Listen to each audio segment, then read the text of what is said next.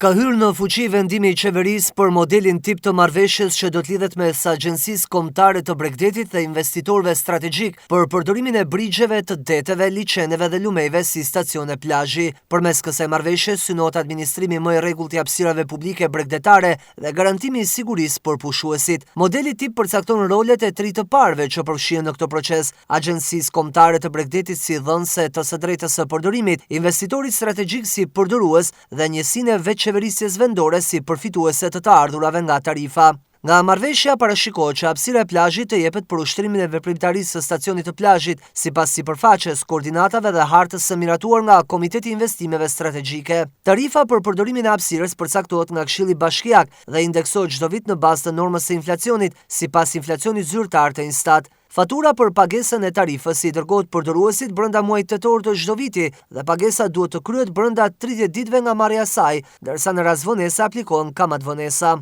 Nga ana tjetër, përdoruesi i stacionit të plazhit ka të drejtë të shfrytëzojë hapësirën e marrë në përdorim për të gjithë periudhën e kontratës dhe të kryejë investimet e nevojshme për infrastrukturën mbështetëse, pasi të pajiset me lejet përkatëse. Ai ka gjithashtu të drejtë të lidhë kontrata me nën-kontraktor për ofrimin e shërbimeve. Megjithatë, përdoruesi duhet të respektojë një sër detyrimesh të përcaktuara në marrëveshje, ndër të cilat përfshihet përdorimi i hapësirës vetëm për qëllimin e përcaktuar, respektimin e standardeve të sigurisë dhe higjienës, si dhe bashkëpunimin me autoritetet për çdo kontroll apo inspektim. Stacionet e plazhit duhet të kenë të punësuar vrojtues plazhi gjatë të gjithë sezonit turistik, ndërkohë parashikohen masa ndëshkuese për shkeljet e rregullave. Ushtrimi i aktivitetit jashtë sipërfaqes së përcaktuar në kontratë dënohet me gjobë 150.000 lekë, ndërsa mos afishimi i kërkesave të sigurisë dënohet me gjobë 50.000 lekë. Mos mirëmbajtja ose ndotja e hapësirës së plazhit, shkelja kushteve të higjienës apo mos respektimi i standardeve të sigurisë dënohen me gjoba deri në 200.000 lekë. Mungesa vrojtuesit të plazhit dënohet gjithashtu me gjobë 200.000 lekë dhe në rast përsëritje masa financiare dyfishohet. Të ardhurat nga këto gjoba kalojnë 100% në buxhetin e shtetit.